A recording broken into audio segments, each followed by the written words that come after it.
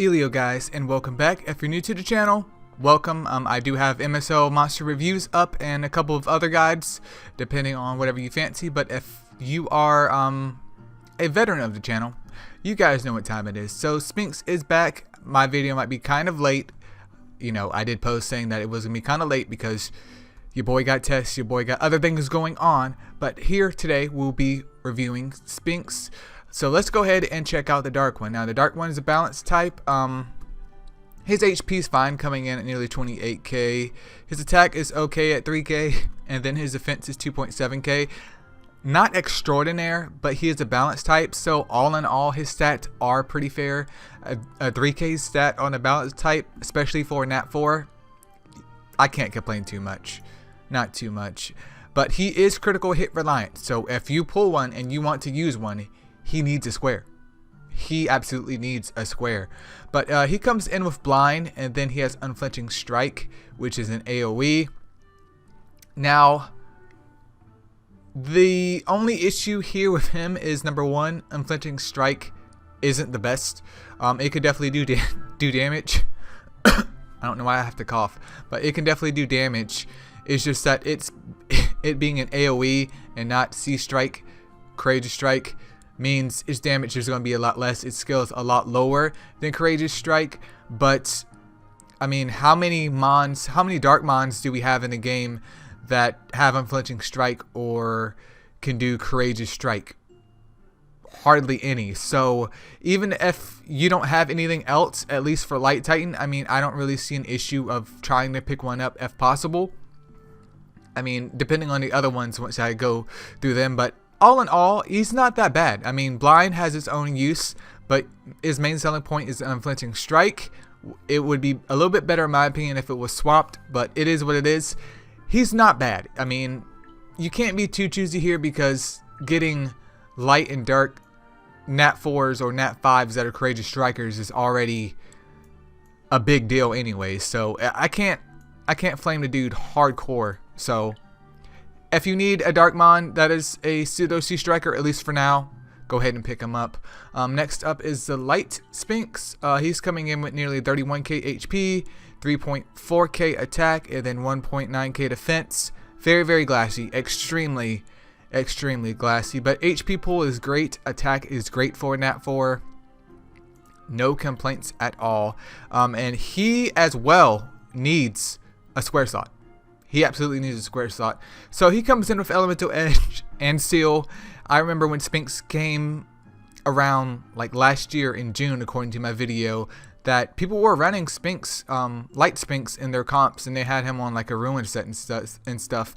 Elemental Edge, especially with his attack, is no problem at all. There's nothing wrong with that. And the Seal is a nice added bonus because if you can get that off, if he doesn't die, then you can also seal some mons up with a 70% chance for 2 turns. It's pretty darn good as well. He does fall off though fighting dark mons, which is quite common in a PvP realm, at least with dark comps and light comps, but he does fall off with that. But with everything else that you're fighting, he can be useful. I'm not going to say he's super duper useful, but he can be useful if that's all that you have. I mean, he's pretty similar to Dark Seedler. If you guys don't have a Dark Seedler, of course he doesn't benefit from the crit damage, but on a ruin set you can maximize the DPS for him. So his real uses will probably be somewhere between, I don't know, maybe mid-tier, kind of highish tier PvP and clan versus clan. In terms of using him somewhere else, I mean, you could, but we do have Fire Siegfried. We have Draka, which just negates everything. There's Sarah, there's Tina, so there's not really a big need to do that in my opinion. Holy crap, I never even Evo 2'd a Wood Sphinx. But the next one is the Wood Sphinx, who's an attacker type, coming in with 25k HP, 3.2k attack, and then 2.4k defense. Once again, HP is okay, attack is pretty darn good, and then defense is actually okay for an attacker type. But he comes with exposed weakness and then unflinching strike. He does not need crit at all, so that's nice to know. But again, another Titans mon. I don't think I don't think he's usable in Water Colossus because I don't do Water Colossus, but I think you can just run Firejacker for that comp. If not, I believe Nestia has like Nat 2 and Nat 2 to 3 star Nats that you can actually run Colossus with. So again, mainly just a Titanmon. If you don't have any Wood Sea Strikers at all and you're interested in Titans, definitely try and pick one up. In terms of getting him to Evo 3 though, would I choose him over the Dark type? I'd probably go for the Dark type just because you get that added bonus from the crit damage. But all in all, he's not too bad for Titans, but he's not extraordinary because once again, Unflinching Strike doesn't do as much as Courageous Strike, and it being an AoE also doesn't do as much, but it is still by far bearable. It is still not as super bad investment. It just sucks that you have to sacrifice all of those Nat 4s if you wanted to get him to Evo 3. And I'm struggling to talk over here. Next up is the Water one, who is a Defender type coming in with 25k HP, 2.4k attack, and then 3.2k defense. Defense is fine, HP is average, attack is average for a Defender type. But this one has Unflinching Strike and then HP Siphon, so he does have his own kind of self-sustain. And it's nice that he has Unflinching Strike on his 3-star skill. But in terms of damage, I'm not really sure how to estimate how well he would do. Let me look. Okay, 2.4k with Unflinching Strike. Let me look real quick. And then we have Sandwraith over here. 2.4k with Unflinching Strike. Critical hit.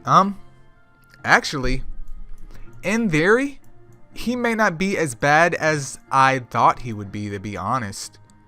He may not be as bad because his attack is nearly identical to Sandwraith, and I mean, my Sandwraith doesn't do like super duper amazing damage, but he does okay damage. He does enough damage to where I actually keep him. So this one is actually also usable in Fire Colossus as well if you need a Fire Mon. If you need a Water Mon that is a Courageous Striker for damage. So he's actually usable there because I do use my Water Sandwraith. I do use my Water Sandwraith there. So, I mean, is this one going to be optimal? No, but if that's all you have, that's all that you have. Would I go out of my way to Evo 3 him first, though, because Sandwraith is easily obtainable? No. No. If I had the extra Nat 4s laying around and I just wanted to fill up my Astro Guide and get another Water Unflinching Striker, then yes. But priority number 1, no. No. Next up is the last one, who is a Fire type, and he's also a Tank type. He's coming in with 35k HP, 2.5k attack, and then 2k defense. Defense is a little bit HP is okay though, and attack is decent for a tank. He comes in with attack down and then Unflinching Strike. So all in all, these are pretty much just pseudo wannabe Courageous Striker mons for Titans / Colossus, depending on which one that you're fighting.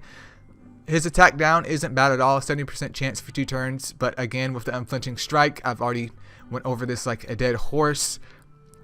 And his attack is slightly higher than the Water one, but the difference is that the Water one has Unflinching Strike as a 3-star skill, so they can get that off essentially every turn, versus relying on the 5-star skill, which again, if you're going for the 5-star skill, then you might as well just do the Dark type. You can use him in all elements. You might as well just do the Dark type. And in my opinion, from what I've seen, unless you build him offensively, which there's nothing wrong with that, you're not going to get amazing numbers out of Unflinching Strike unless you do that. But predominantly, all the Sphinxes are just Titanmon / Colossus, depending on what you're doing. And the light one has some slight uses in PvP / clan versus clan. But all in all, he's an okay mon. The main issue, though, is sacrificing all the Nat 4s to get one to Evo 3. That is the main issue. Even though that's being said, I will try and at least get the Dark type to Evo 3, just to have my Evo 3 and throw them in a box. The other ones, if I can, I will, but it's not a big deal. But I definitely hope this review helps. I apologize that it is slightly late. But as always, guys, thank you so much for watching, and I'll catch you guys in the next video. Peace out.